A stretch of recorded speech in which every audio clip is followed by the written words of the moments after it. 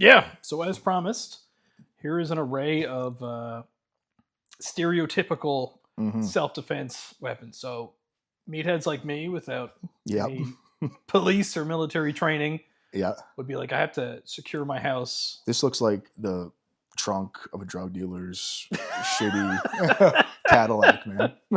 Or like a teenager that's going to probably go to Yeah. prison in the future. Yeah, that's right. Yeah. Yeah. A lot of Amazon buys here. Yeah. Couple of SOG things I picked up in North Carolina. But yeah, so if you want to go through them and destroy my dreams, I would appreciate that. Yeah, like I'm not a big knife guy. Like you definitely know more about knives than me.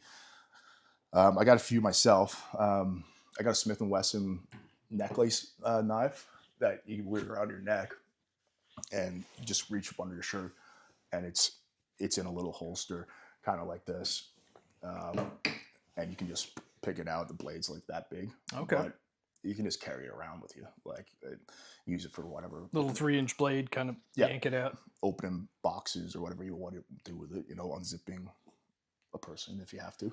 But Unzipping a person. yeah. But yeah, there's something about self-defense when it comes to knives where once you present a blade in some kind of an altercation, you got to be very close to the person as well. Yeah. And then there's the reality of the situation you're in, where stabbing a person in self-defense is a pretty visceral thing to do. That's what they say about any kind of murders where it's a stabbing involved. It's a lot of times it's a very personal kind of way to kill somebody. When you shoot somebody with a gun, pull the trigger, they're a few feet away from you, boom, there's that separation there. So mentally, I'd be concerned about a person that's not typically a violent person to have the will to plunge this into somebody's guts if they had to. Yeah. Right? Yeah. So you'd be thinking about it for a while after, unless you're a psycho. Now the thing is about knives is that when you just hold a knife down at your side, or if you hold it like this or whatever, it's so hard to recognize that somebody has a knife. That's one of the most dangerous things about policing is most cops that get stabbed, they don't even realize they're getting stabbed until 3 or 4 pokes in. Wow. Does that happen often? Do police officers get stabbed? It happened here fairly recently. There's a guy I used to work with, and it was dealing with some unruly lady downtown, and that's the thing. She had it by her side, or had a little blade, and he couldn't see it. And he's coming in to handcuff her. She just takes a swipe out of him, and it opened up his whole arm. Holy and just, shit! Yeah, like huge wound. Gave him a bunch of nerve damage and stuff. Yeah, they're it's knives and needles. Like if somebody has like a needle as well, so hard to see that. So that's why you always got to be looking at somebody's hands in an encounter, whether it's the police or you. If you're concerned about somebody, the number one threat is always going to be coming from somebody's hands. So somebody with their hands in their pockets, you're on the street and you're getting into it with somebody and they got their hands in their pockets. You want to have some time and distance between you and that person. So when those hands come out, you can see them if they got a knife or whatever they got, so, but it's nice to have as a backup, I think. Yeah, I wouldn't use it as a main thing to use in like a use of force situation or a defensive situation, because also when you're getting in that range with somebody, that blade can be turned back on you too. Yeah. I do a lot of camping, so and I like action 80s movies, action movies, so yeah, that's where that big Rambo knife came from. But That's my fishing knife. This one? That's the one I use when This I'm is fishing. this SOG one that you're Yeah, talking about? it's That's nice. really good quality. Yeah. And like we've been camping, and I've been able to stick that on kindling and use another log, and just Right. when it didn't touch the blade. Yeah. Great quality, but Yeah, I think it's good to have it on you. But I guess when you're in that tight of range with somebody, or if there's an altercation where it seems like there's going to be a fight, someone pulls a blade out, you're changing the tempo. Oh, well, it becomes, you're turning like what could be just a street fight on the streets to now a weapon's been introduced, and now there's a fight for the weapon, and so it becomes a lethal encounter right away. Like as a backup, if there's no way you could avoid that physical confrontation and you're getting pummeled by somebody, then that's the best use I would see for it. But I do like them, man. Like this, like a Kershaw, like this one. I always carried a knife on me as a cop, but I barely used it. But it was just there, just in case I needed it for whatever. I bought one of the first things I did. I bought a little black Kershaw, pretty similar to this one, with a clip on here, and you can just put it in your pocket like this, and you just have it for utility. Yeah. And and that thing is still sharp today. I still got it. I bought it like they're great 17 knives, or 18 and years they're ago. super reasonably priced. Yeah. This kind of a knife, this is crazy. I mean, like, Yeah, this is some throat cutter, right? the 𝐸𝐴, yeah. Like, That was from Amazon. what would you imagine doing with this? What do you think you would do with it? It hangs in my office. Yeah. And I keep it up high enough so the kids can't get at it. But Yeah. I mean, they look cool, but there's no utility to them at all. So I can't imagine somebody just carrying this around unless they were nuts. Yeah. You want something, because I mean, the chances are that you're going to be using a knife against somebody in a self-defense situation pretty slim. So are you prepared to carry this guy on you all the time? Probably not. No. This guy's no big deal. You just put it in your jeans. Yeah, that's my daily. My father-in-law got me into pocket knife, because every time I was helping him with something, something had to be cut, he would always pull it out. Right. And right. I like him. Now this is just this pirate knife you got here. I mean, this is like this is heavy. Yeah. There's a lot of weight to this. I don't know, unless you're planning on like robbing a cart of cigarettes, like from SO or something, as an intimidation factor. I mean, obviously you would fuck somebody up with this thing, but it's just it's so obnoxious. It's ridiculous. Yeah. And like you could throw this. You could probably throw this pretty good. That's like you could probably hit someone with the broad end and knock them out. It's a heavy ass knife. Yeah, I mean, I built a axe throwing board in my backyard, and I throw a lot of axes, and I got a couple of videos on my Instagram. I could throw an axe like a fastball. Oh, cool. And like if you watch, like, that's one thing that I don't like about like the common axe throwing that you see. Like if you go to Jack Axes or one of those places where they're basically throwing axes like darts. Yeah. Like, that is just so like, in what, if you have an axe and you're throwing it for the purposes of hitting somebody with it, you want to throw that thing hard. You're not just trying to stick somebody with it. Like the way you see these professionals throw it, they're throwing it like that. Yeah, and it lightly. Right. Yeah. But I mean, like I'll do a full like overhand, Really? fastball. You can still stick it in. Yeah. Pull up a video and you'll see it. But yeah. So, but then, throwing an axe, that's the thing about self-defense too, is that you throw a knife, you throw an axe, Like it's all about understanding the distance between you and whoever, or you and the target. So you need that full rotation. Okay. So the faster I throw it for one rotation, I got to be a little bit closer to the person because it's going to be rotating faster. So that's the thing that people have to understand. And in self-defense, if you throw something at somebody and you miss, or you hit them with the wrong end, or you don't stick them with it, it gets caught in clothing. Now they got a weapon. Yeah. Now you're fucked. So it's like the practicality of throwing a knife or an axe in self-defense is like not really there. It's just kind of fun to do.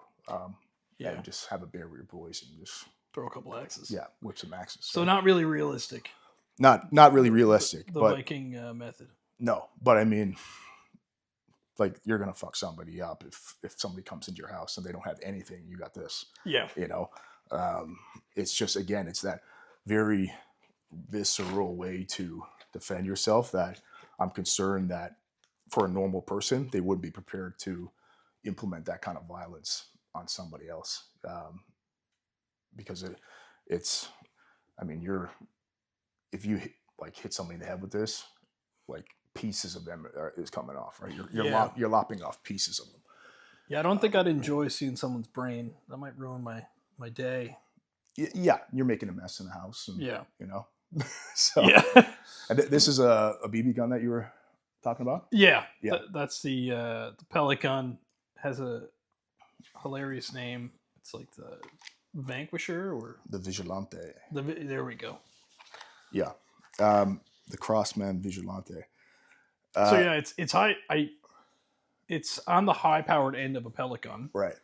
And some random on YouTube was like, you can use this for self-defense, right? And it would be scary if somebody pulled this out, pointed at you, because it presents as a real firearm. It's a bit ridiculous it's a huge firearm. But I mean, there's real revolvers that are this size, for sure. But like a 44 Magnum or something, you know what I mean?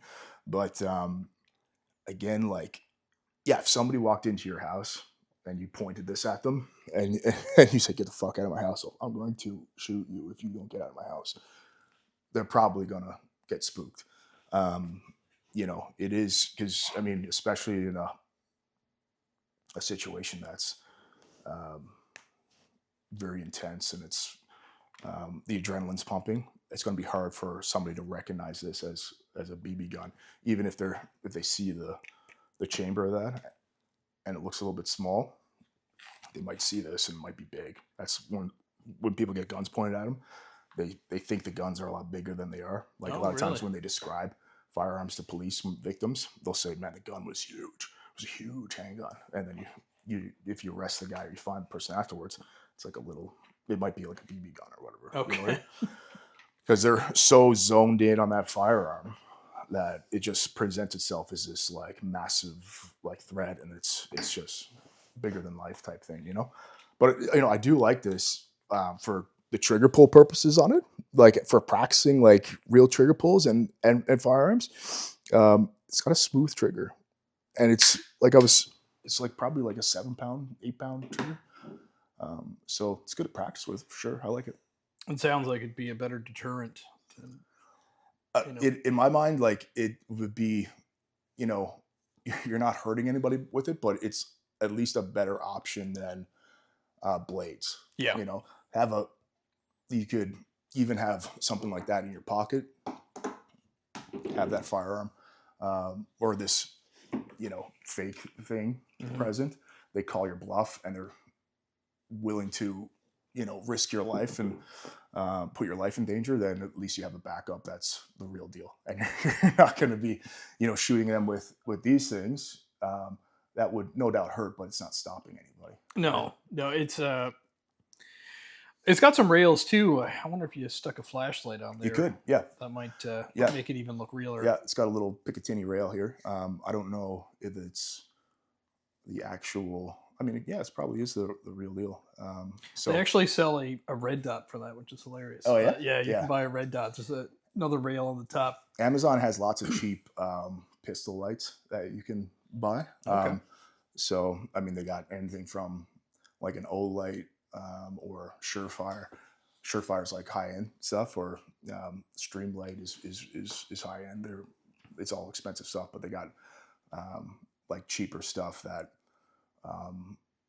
can function, as long as you're keeping the batteries in it and you're not messing around with it. And then when you actually need Are they hard to sight in? A red dot? a red dot, Yeah. or are we talking about the light and laser or an actual red dot? Oh, sorry. Yeah, like is a red dot hard to sight in? No, it's, I mean, a red dot, like optic, I mean, you got to sight them in, and you got to take care of them. And you have to sight it in for every gun that, because each gun is going to have its own unique kind of quirks to it. So you got to do it every time you'd put it on a new gun, or if you haven't used that gun in a while. Yeah, you should be careful about if that, because you can mount a red dot here as well. See? Yeah. But you got to be careful about if it's going to be aligned or not. But a lot of people will get like a gunsmith or like somebody at a gun store to sight in their firearms for you. But just something like that, if you're going to put like a cheap little dot on that, then you can just do it yourself. You just got to make sure you're on a stable platform. You have a target. You fire multiple shots. 5 shots. Put 5 shots into a target, and you see what adjustments you have to make, either left or right, up and down, horizontal or vertical adjustments. So there's lots of good YouTube videos as well, like describing how to do it with proper order, so you're not wasting a bunch of ammunition when you keep fucking it up. Yeah. I've been guilty of that, where I've gone through a box of ammo thinking I'll just free ball it and sight in this dot, and then I end up wasting like $50 on ammo because I was too stubborn or too lazy to do it the right way. So it can be like dependent on the firearm, depending on the dot, how tricky it might be, but it's nothing that a normal person can't figure out. Gotcha. Yeah. Cool. So that last that's a fishing bat. Yeah. That's when you bring a cod in, if you don't want to. Yeah. So that you can just pop it over the head. Yeah, and that's So I mean, it's like the old school Bobby. Right. Bobby bat. But like it doesn't have enough weight to it in my mind. It's too light. So I mean, you brain a fish with it. You're going to brain a fish with it, no problem. But if you're going to have something that's short like this, you want some weight to it. Okay. So it's more effective than your hands are going to be. So if you're going to have some kind of an impact weapon, then you want that thing to be. You want it to be at least more dangerous than your hands. Like an asp baton, like a baton that police carry. You pull it out. That's a metal baton. It has like a tip to it. Is it heavier on the top? No, it's actually lightweight as well. But okay. I think that design where it's metal and it has that kind of smaller kind of presentation where you can whip it. And when it hits, if you got hit with that, there's no like sharp kind of hit to it. Like I can hit myself pretty hard for it with it, and it's okay. But the baton, if I'm doing that with the baton, that's gonna really dig into the meat of my leg, okay. And it's gonna it's gonna hurt a lot more. Something that is lightweight like this, I'd want like a baseball bat, something with a little bit of range. So because just that little bit of distance where you're at least out of their striking range, but you're in your striking range with this thing, that would be useful. But how was a bat overall? Sorry, that? Didn't mean to cut you off there. Yeah. How was a bat overall? It seems like when I think about a bat, it's like you bring it down, you got to get pretty close. Yeah. If you swing it, you're kind of like rotated over. Right. There is an opportunity for, then you got to wrestle for this thing. Yeah, that's the thing, right? So, but I mean, I'm sure you've seen YouTube videos of people fucking each other up with bats. Yeah. You know, so you got to be selective of your strikes, you know. And whenever you swing an impact weapon at somebody, you swing it at them as hard as you can.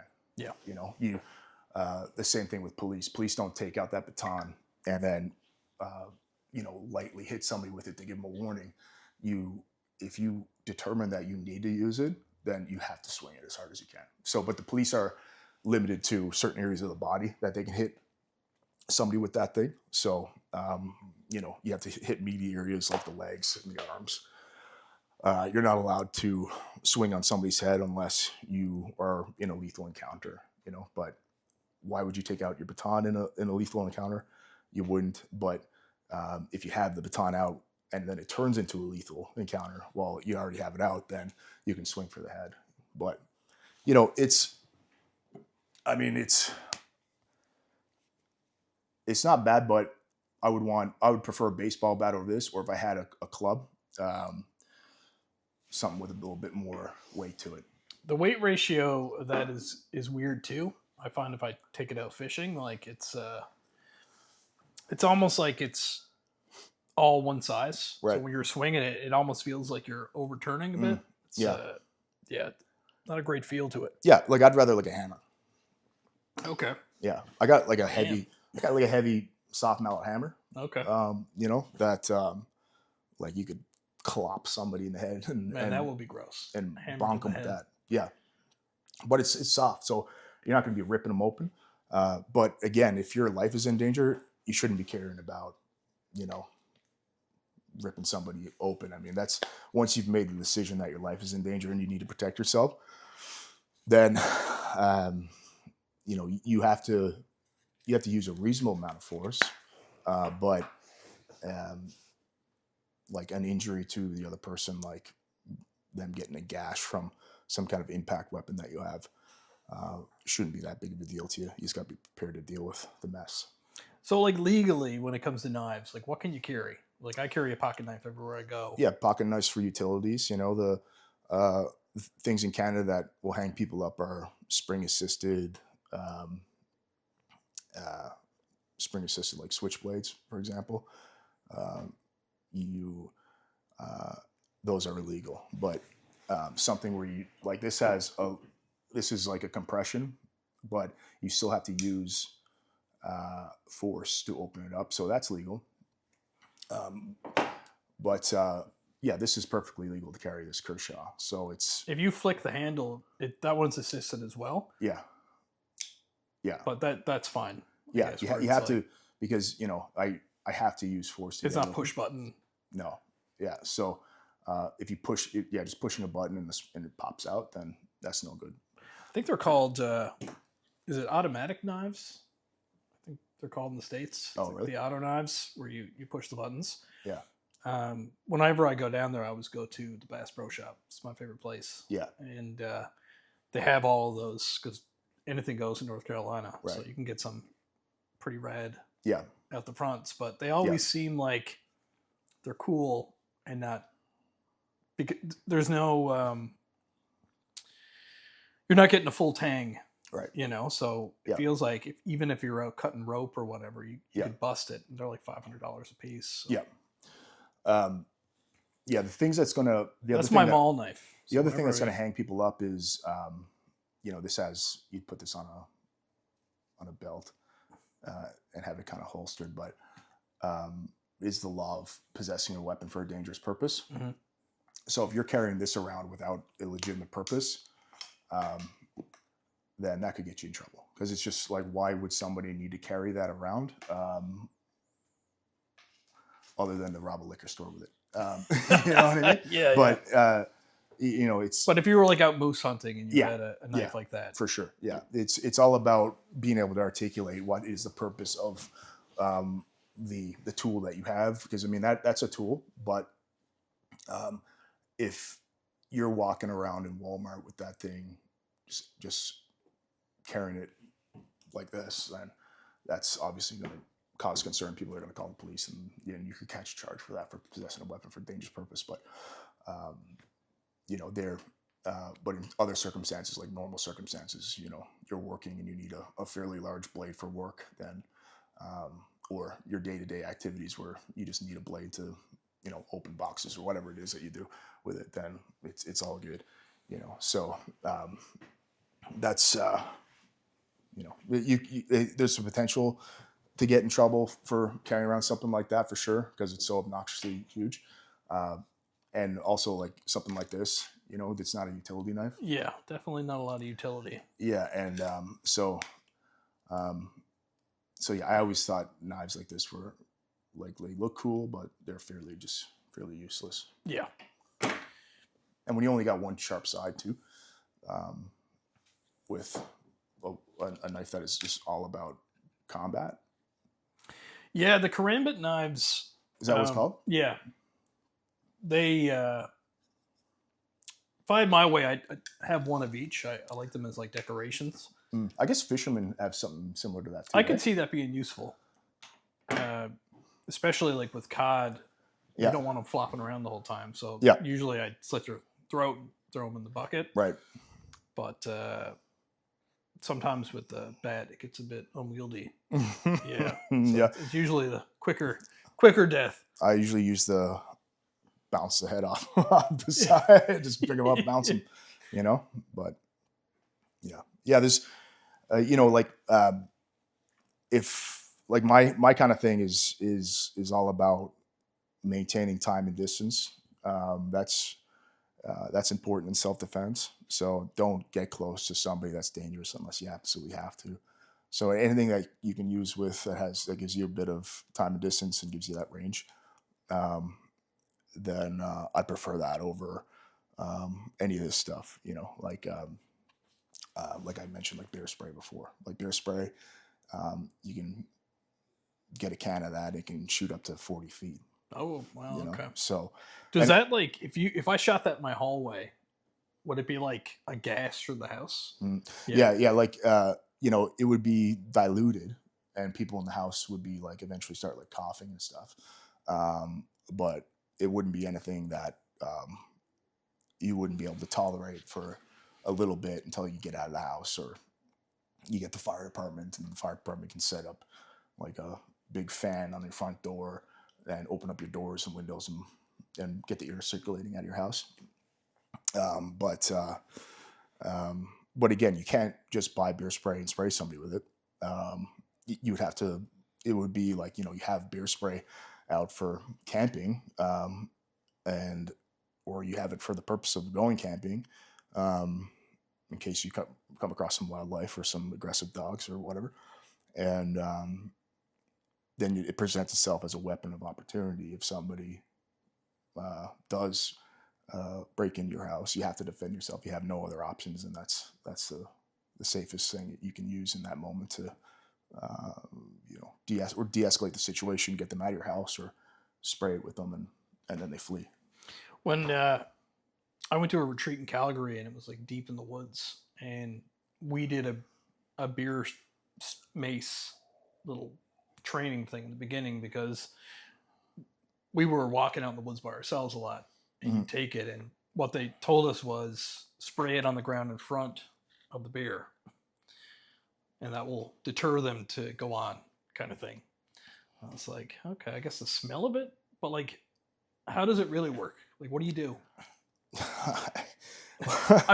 I wish you were there, because I would have been fucking eaten if I listened to their yeah. I've never heard of that instructions. Before. Maybe there's some kind of like beer expert that can explain that, but I mean, like beers are so fast. Like, have you ever seen a beer just sprinting, like running as fast as it can? It's terrifying. They're killing machines. It is insane how fast they can move, and in thick brush too. Like they're just like cannonballs through the woods.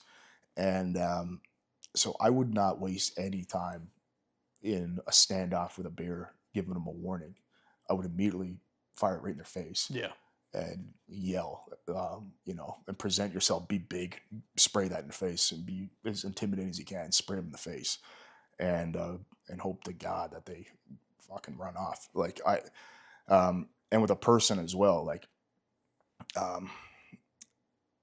it's best to conceal it, and not even tell them that you're going to spray them with it, because if you shield your face, then I mean that's like it'll be an irritant on your body, but it won't be incapacitating like if you hose them right in the eyeballs with it.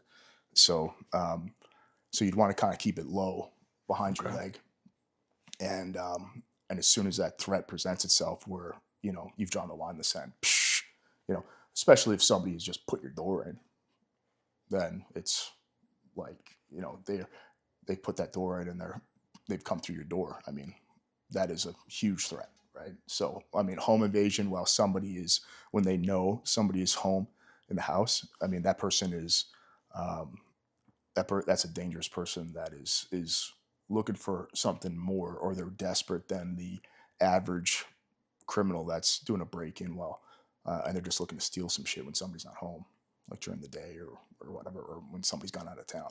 Home invasions are a big deal. Okay. Yeah. Two things I heard, and you can tell me if they're bullshit, but having a dog is like a big deterrent. Yeah. Especially if it's like has a loud bark. Like this guy. Yeah. Yeah. Yeah. That'd be terrifying. Yeah. Open the door and he's there ready to lick your face off. But, yeah. I often think like me and the kids wrestle, and if I wrestle with Xavier, he'll drag me out. Like he'll start nipping me. Oh, really? To stop. Yeah. But if Xavier hit me over the head with a shovel, yeah, he wouldn't give a shit. Yeah. But dogs are good at recognizing like and defending things that, especially the family, where like, he recognizes that you're bigger than Xavier. And he's very protective over Xavier. Yeah, even if cool. I'm chasing him around, I got to put him outside. That's cool. Or he'll nip me the whole time. Yeah. You just don't want your dogs to be a liability. Like my dogs would be more of a liability, because they're, I mean, it would suck to get attacked by one, but, you don't want anything getting away of you either. I mean, there's even like I've worked with, lots of dog men in policing where their dog has bitten them instead of the bad guy, when they're in close, because dogs get really, they get crazy and their pupils dilate, and they get in this little fight or flight mode where they're fighting. And so if a dog man is in close, like wrestling around with a guy, that dog just might, when it sees a limb, just might latch onto a limb, and sometimes the dog men get it too. So when they deploy that dog, usually they do it at a distance. So so you got to be careful about, an untrained dog that is not used to experiencing that level of chaos, and then you get into it with somebody. But having like a sign on your door, like, beware a dog, like, or pit bull, on big stud pit bull on the premises that weighs. Well, honestly, if anyone ever broke in, I'd be terrified he was going to get hurt. So I'd stick him in the room with the family. That's what I would do with my dogs as well, because like an untrained dog, great deterrent, but if you're getting into a chaotic situation with somebody, then they can be more of a liability. And he's a goofball. Like he'd be useless. Yeah. So I'd use the deterrent, have like beware of dog, pit bull on premises, or like on like entrances to your house, and that's a great deterrent for sure. And what about the? I've heard that even if you don't have one, like we got a security system. Yeah. But like, I've heard that even putting like an ADT security system. Yeah. On your window, even if you don't have one, is for sure. Useful. Yeah. So have that on all entrances. Having like a alarm system, because it's like, why are they picking your house unless there's something in your house that they want, they know about it, and they're going to come in anyways. Like if you're a drug dealer or some shit like that. But if you're making your house a less desirable target than the next house, then that's a win for you. Because somebody's looking at what's going to be the easiest place to rip off. And if they see a house with dogs, alarms, the lights on in a kitchen or whatever, then they're going to pick the next house. Okay. Yeah. That's good to know. Yeah.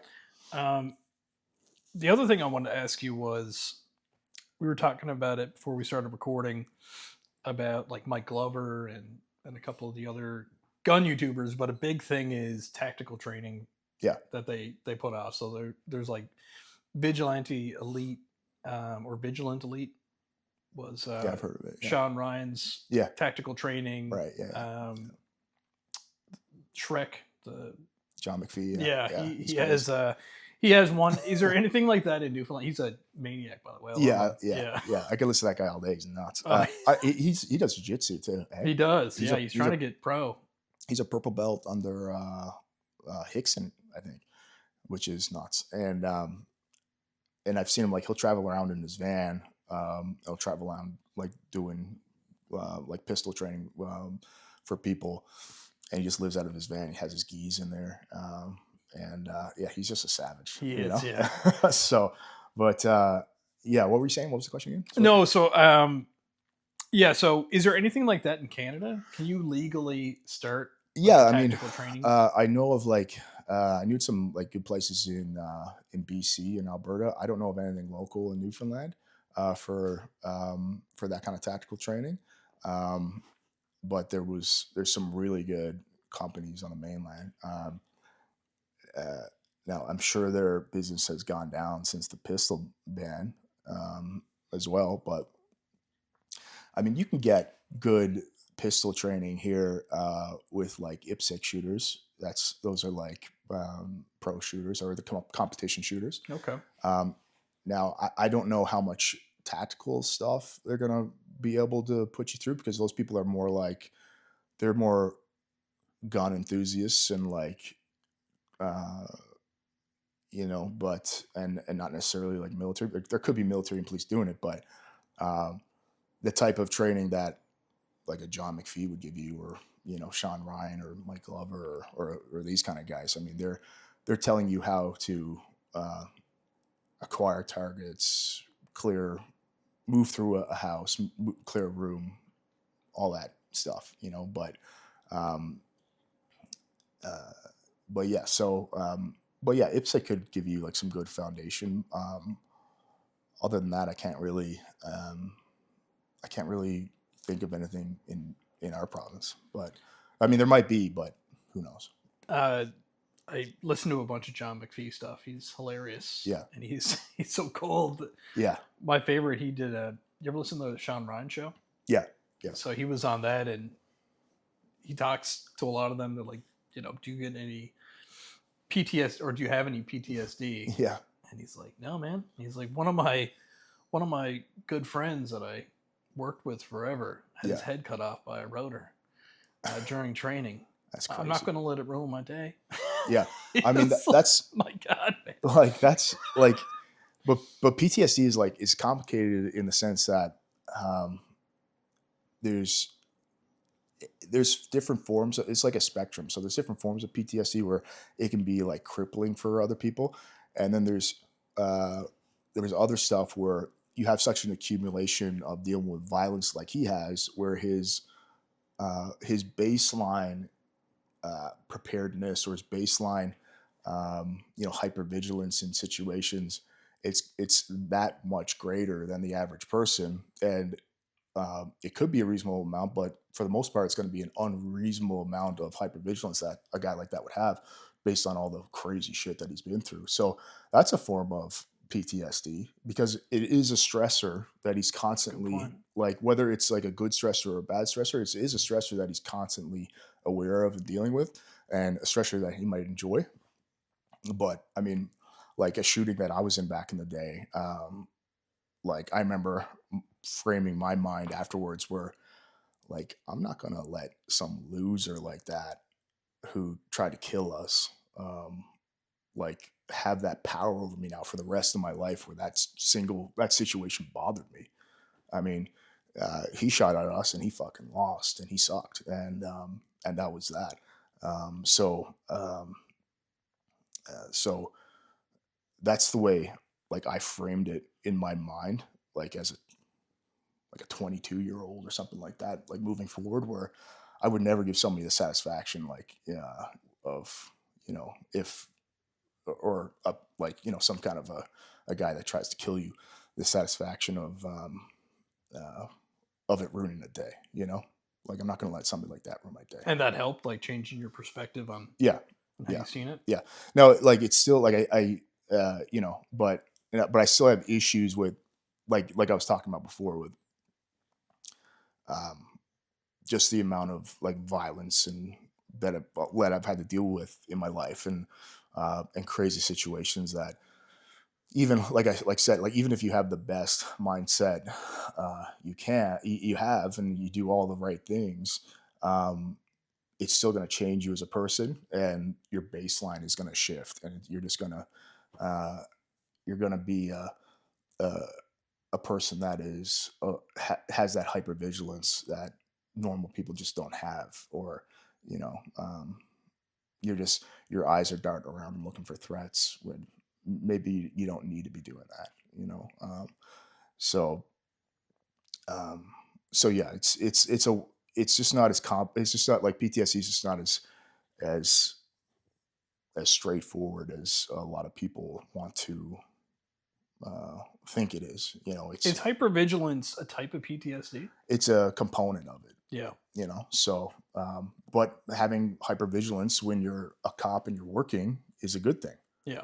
You know, but having hypervigilance when you and your missus are watching a movie at home, and you know, uh, and there's nothing going on, and you can't focus on the movie, and a car drives by the front of your house, and you're looking through the blinds, and you're like, who's that, you know, or like, Yeah. you know. But I mean, that's like uh, that's unreasonable, and that just causes issues, and it causes like sleep issues, and the whole thing, you know. So Yeah, I talked to a couple people on the mantle that mentioned hypervigilance, yeah. and Besh was on it. He talked about, you know, when he came home, even driving was difficult because he was in, you know, Bosnia and a bunch of stressful situations. Does that still arise for you? He got through it and he was able to drop it and move on with his life. But is it something that can come back? Yeah, yeah, for sure. You know, you there can be things that trigger, like you can have like triggers that, um, you know, um, like say if you get in some argument with a guy like that downtown, and you both got a few drinks in you, and you say the wrong thing to some kind of like veteran who's been in combat, um, then their propensity to, you know, not saying that veterans get violent in those situations, because they then the opposite could be true, where they have way more composure than the average person in those situations too. But um, certain things can trigger a person to have uh, those, like a almost like a heightened response, or like some some kind of response that is not proportionate to the threat that they're being presented with. So, you know, there's things like that. Um, you could go overboard on um, buying like guns or weapons or security and stuff for the house, but at the same time, people will argue that it's better to be safe than sorry, you know. So, but but yeah, I mean, uh, it's a widely talked about issue, but I don't think people. I think it's like one of the most misunderstood kind of conditions that people have, because I think when most people think about PTSD, they think of like one of the old terms for it back in the day, because they used to call it shell shock, you know. So I mean, you're talking about like guys that are in trench warfare, and there's artillery getting blown up all around them, and they're like shaking, and they're zoned out, and they're like they can't even like snap out of it. Like that's what I kind of envision when I think of shell shock, and that's what I think a lot of people will think about or think of when they think of PTSD as well. But I keep circling back to this term though, like of it being on a spectrum, you know. So Yeah, that makes sense. because like like somebody like John McPhee, like he doesn't have PTSD, he has nostalgia, you know, like you know what I mean. Like he's not like he's not fretting anything, but and he might sleep like a baby every night, but he's ready to rock if he has to, right? Yeah. At any moment. Yeah. You know? And that's his place on the spectrum, I guess. Yeah. He I he does these shorts on YouTube, and one of them was if there was, I think it was if people were protesting and stopping traffic, how he would handle it. Do you see that one? Yeah, I love that. Yeah. And he like opens up a thing in his van, and he's got a gas mask. And Yeah. he's like, I throw this orange smoke. Yeah. And I put black clothes on, and I'd stick this on, and then I'd go out there with like a taser and take them all out. So like the way it's actually like pretty brilliant idea where he'll have orange smoke grenades in his bag, and he also has orange bear spray. Okay. So he'll first, crack the smoke grenade, which way the wind blowing, throw the smoke at him. So it's already like orange smoke. So somebody doesn't know. Okay, is that could be CS gas?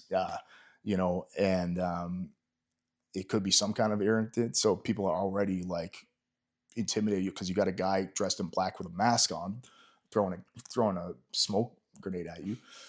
So right away, it's gonna cause a bit of panic in that crowd. And then on top of that, when the orange smoke is going nuts, then if he has to, then he's spraying orange bear spray in with the smoke. So that, and now when you have that ear, that ear is going to be thicker, and that with that bear spray, it's going to be, the contamination of that is going to be more intense as well in that smoke. So it's a pretty brilliant idea, to have like that kind of a less lethal or a non-lethal deterrent for large crowds. Because I think that's kind of the purpose of it, because he does so much travel on the roads, and 3 years ago, shutting down roads with these massive protests were a big thing. We'd see that all the time with these massive protests. Yeah. And you'd see like a truck driver get hauled out of his truck and beaten by a crowd of people. I mean, that's a real threat. Absolutely. So not much of a threat here, but so we don't have these huge, roadways and or the will of a lot of like radical people that are ready to inflict violence at, but just on an assembly of people or in a protest. So yeah, I enjoyed listening to that. That was cool to hear him break it. And he is gifted at killing and tactical chaos. It seems that way. Hey? It's like he was built for it, like Michael Jordan was built for basketball. Like like when a guy like Tim Kennedy is saying like this is a war fighter, and this is like a guy that you break glass. Like he's not a guy that you want just like as a normal member of the public. He doesn't function well as that. But if you need guys that to go to war and you need to win a war, you break the glass. Out comes John McPhee, give him a rifle, and he say, "Okay, do what you got to do," right? And he'll get it done. He has crazy stories about doing solo missions. Oh, the Singleton, yeah. So that is just mind blowing to me. And there's one story he told where I think he's in Iraq, and he's on some solo mission randomly, and he's at a check stop. And the guy stopping has like an AK and is yelling at the driver. And then he kind of focuses attention towards John McPhee, and and his reaction is just act as retarded as he can, and just act just be like this like big retard in the back of the vehicle that the guy's just like, oh yeah, fuck that guy. Like he's just like a big scary retard that I don't want to have a conversation with. So right. Like just all right, go on. But to think of that on the fly is pretty impressive, but yeah, he goes on solo raids for like 7 days by himself, catching buses and out in the population, and then coming back. It's like stuff that you do in like a video game type stuff, right? Like that takes massive balls. And a guy jerky and Pop-Tarts. Yeah. Man, Pop-Tarts, I love Pop-Tarts too. Pop-Tarts are a great little pre-workout snack, Yeah. They're fantastic. They're delicious. A great thing to have like before a competition in jiu-jitsu. Just have a Pop Tart like an hour before or whatever. Gives you, for whatever reason, they sit well in your guts and it just gives you some energy and they digest well. But you know, just don't eat them at night when you're whacked to death, and you end up eating a whole box. You know, Yeah. but yeah, little creature comfort foods like that, like military guys have all kinds of stuff like that. Because a lot of MREs will have like a in the military will have like a little like a pastry kind of snack that is kind of like a Pop Tart. So he probably started out eating those MRE ones, and then he was like, "Man, I want the real deal." Like, you know, so Pop Tarts are. I'm on the Pop Tart train for sure. You know. Yeah, I've been eating at night now because I quit drinking. Yeah. So I have like I made this MCT oil that's infused with THC. Mm, So I'll pop that in like a drink, right. or just some water and drink it. Yeah. And then when I get to bed, Yeah. I'm starving. So I'll Oh, come down and just start smashing food. the worst. Yeah. So I should forget about Pop Tarts because I Yeah. won't, Yeah. crush those. I can't keep junk food like that in the house. Like, if I have like a gummy at night or something like that, dude, I turn into the Cookie Monster, and I'll just start housing. Like you know, I would I'd wail out on like a loaf of bread, like Oh a man. plain white loaf of bread, just like fold slices of bread and just put them in your mouth and you like Dry, like nothing on it. oh, if I had to, if Oh I had my no other god, man. snack, if I You're had an no other animal. snack. Oh, yeah, but that's what it does. It turns. I think it switches on that little lizard part of your brain where you're like, I need food, you know, and that's the biggest problem with that stuff for me. But And the food tastes better when you're oh baked. yeah, but the edible thing, like not that I've ever had a problem with drinking, but having an edible once in a while, like uh, if I was gonna have a drink as well, like limits my drinking completely. Like I have Yeah. no desire to drink a ton. Uh, but so I mean, I don't drink very much anymore, really at all anymore, and the big things for that are like you know, jujitsu. I mean, like Yeah. like I'm like regularly I'm doing like 7 or 8 classes a week, and if you're having a couple of drinks the night before, you're feeling that in every role for sure. You know, Absolutely. Yeah. so you can't keep that up if you want to have like an active lifestyle that your like your physicality and your mind depends on it. I mean, if your brain's not functioning normally when you're doing jiu-jitsu, then you just feel like you just feel like a retard, for lack of better terms, where you know, you're not trying to solve a puzzle. You're just trying to, yeah, you're just doing what's in front of you and just trying to deal with what you got and not actually being tactical about the role, you know. But Yep.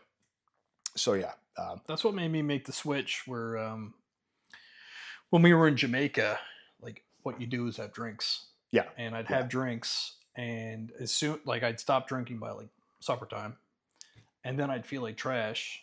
yeah, And we got kids, and Xavier's a busy boy, yeah, so I'd be like frustrated, right. and then the next day I'd be hungover, and I'm like, I just can't Well, there's fucking something do it. great about that, like a little ritual of like a tough day at work, and you get home, you pour up a whiskey, and you know Yeah, it's like having those rituals. It's nice just to sit down and have that drink. It feels it is calming, right? But you know, uh, when COVID hit and we were all locked up, uh, like I never used to drink alone, and then COVID hit, and then um, started a little bit of a habit, and then it just became like normal, and it was never normal for me before. We were having a couple of drinks every night, yeah, and a couple of drinks every night. I mean, like that might not even be a big deal to like to the average person, but if you're a cop and you got to be switched on because your life depends on it or your partners depend on it, then you ideally you want to be as fit as you can for that job and be as mentally prepared as you can, you know. But um, you know, the thing that got me away from that completely was jiu-jitsu and edibles. Oh You know? yeah, they're great. I find edibles are great because I sleep better, I'm relaxed, and the next day I feel Yeah. better. Now there's an issue with THC where apparently it affects your REM sleep, similar to what alcohol can do. I've heard that. Yeah, so it can help you get to sleep quicker, but your quality of sleep, if you're super high, is not as good as just a a sober sleep. But there's no way like it's as bad as alcohol is. So if you got to trade one habit for another, I mean it's a no brainer. Because I've never had an edible or smoked any kind of weed and then not being able to get out of bed the next day. Yeah. You know? No, I'm sure it does affect it. I mean, biologically, Yeah. it does. But I've never had an issue. Yeah. Like if yeah. I have 2 beers, Right. I feel it the next day. Is that right? I get foggy and like I'm pretty busy. This week I had off, which was great, but Yeah, especially as we get older too, man. oh man, as soon as I hit, I'd say 38, it started to decline. Where 38? yeah, around Man, 38. 30 for me was like a big turnaround where I could not tolerate like near like the amount of booze I used to drink in my 20s. I used to drink a lot of booze. Like especially in these like smaller communities like oil towns where I used to work, where it's cold as fuck out and it's winter and you don't have anything to do. And Yeah. and here as well, like a lot of times, and that's like we have such a big drinking culture here. Big time. And so the culture is a bad influence. And then the weather is it's a bad influence as well, because we don't even have the type of weather where if it's winter out, then you can just go out and enjoy winter. It's very dependent on the day. It's windy, it's cold, it wet. the snow sucks. Yeah, Yeah. the wetness is like, I feel like this is like the coldest place in Canada, man. Like right on the end. No, there's for sure like colder places, but that wet cold, it's so much harder to tolerate than a dry cold in Alberta or Big time. because you just layer up and deal with that. And as long as you keep moving and your body heat is good, then that heat is going to take a long time to radiate away from you.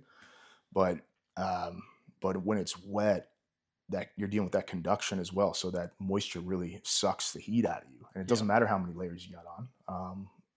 You're just gonna get cold. In December, I tried to go winter camping. Oh, really? Yeah, so I packed up. I was like, I'll see you in the morning, and I was out there in like 11:30. I'm like shivering, and I'm like, fuck this. I just got in the truck and came home out of it. Were you by yourself? Oh yeah. That's cool. Yeah, no, Yeah. I like going out there sometimes just by myself and having a fire and listen to an audio book or whatever. That's and just awesome. chill. Yeah. It's good for your brain. Oh, I'd say. Just like Shut off the devices and no talking. Yeah. Just out there, and you gotta like cut wood, start a fire, cook something, right, and then like get back to the basics. Exactly. Yeah. That's like there's something that's good for the soul for that, for sure. Like if you there's a documentary Werner Herzog did, Happy People. It's like the happiest people on earth. I think they're like in like Siberia or some northern place like that, where interesting, where they to function and live, they have to get back to the basics like that, and they got no time for any other bullshit. So they just live these simple lives where getting a good pile of wood and getting some heat going, that's a really good feeling. And so they have to do that every day. Yeah. Or they're gonna be miserable and then or die. But you have like the lowest rate of any kind of mental disorders or depressions of people on the planet in these like really isolated areas. And now that's not like, it's not like every isolated area is like that, because we have obviously Canada is really northern Canada. A lot of luxuries in our rural areas. So. Yeah. So I think that's a problem too when you have any kind of like people that are in isolation and that's their home. They live there, and then they have access to the internet and they see people living these lavish lives on Instagram or whatever, then that can wear on the psyche, and I think that affects people negatively for sure. But just as it affects people living in places like this, I mean, we see people that live in places that are sunny every day. Like when we get like a day of sun here, like even in the summertime, you see everybody out and they're like, they got to make the most out of that day. Everyone's happier. Yeah. Yeah. Yeah. We just had some sun there a couple of days in a row, and me and the missus were out walking the dogs, and it felt so nice just to get out, go for a 20-minute walk and get some sunshine. And we were both in like a great mood afterwards. It's awesome for you. We camp every weekend in the summers, and I give Giles a walkie-talkie, no phones. Nice. And if he's going out, he'll nice. Radio me if he needs me. Yeah. And I would rather walk through the woods than I would on a beach. I find it's just so good for you just to be out there, especially if you do have time to like fish. Right. You just fishing, no one's talking. Yeah. Like you can really soak it in. Yeah.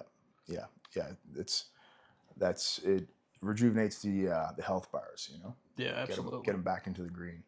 You're playing Mortal Kombat or whatever, and your health bars have dwindled down to the red and it's blinking, and you're about to get KO'd down into the pit. That's the way a lot of people feel most of the times. Yeah. But you get a few things in your life like that, and you get that health back. Absolutely. And I find that phones are like McDonald's. Like you feel like shit after you're using it for a while. Yeah. And like, I think like people start calling it like doom scrolling. Yeah. You're scrolling on like aptly reels. named, by the way. Yeah. Yeah. You get to some weird corner of the internet where you're watching some crazy reel, and you're like, how did I get here? Like, how did the algorithm lead me to this place? And and then you start reflecting on yourself, and then you feel like a huge loser. Well, fail videos are like my favorite thing on the internet. And one night I got so deep in the rabbit hole that firework fails came up. Oof. And this fucking guy lights a firework and throws the lighter. Yeah. Instead of throwing the firework, and he's waiting for it to blow up. Yeah. And his fucking hands explode. Oh my god. And I turned it off. I was like, yeah, man, that's a sign. I hate fireworks, man. They're explosives. And who's manufacturing the explosives? Yeah. Like if you think about like having a grenade in your hand, like, and you pull the pin on that, like that's kind of unnerving enough if you're not, and that's like a well-made like device made for a purpose, but buying cheap fireworks that are essentially the same thing.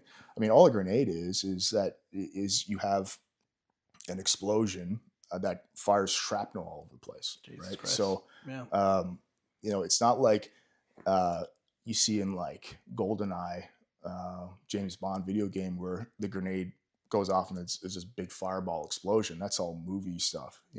A grenade's a pop that fires little projectiles all over the place. So I mean, a firework can have much more of an impact than even a grenade can have. Oh man, I bet that I see those fail videos sometimes. I get more of them. Yeah, my feed makes me look like a psycho. It's like for some reason the whole Ukraine-Russian war is like on the internet. Like dudes are recording it on their phones and GoPros and stuff, but like his fucking hands exploded. Like goo came out. Oof. So it's fuck that. Terrible. And then you got hands like back to Ben Stiller, like Tropic Thunder. That's my favorite movie of all time. You like that? Yeah. Like, well, whose hands blew up when they were like that? It was. It was his. It was his. Okay, yeah. Greenleaf, yeah. He had fake. Robert Downey Jr.'s holding his wrist. Yeah. He's like, oh boy. He pops him up. Yeah. That's so good, man. Episode 4 in the books. Sure. Thanks for having me.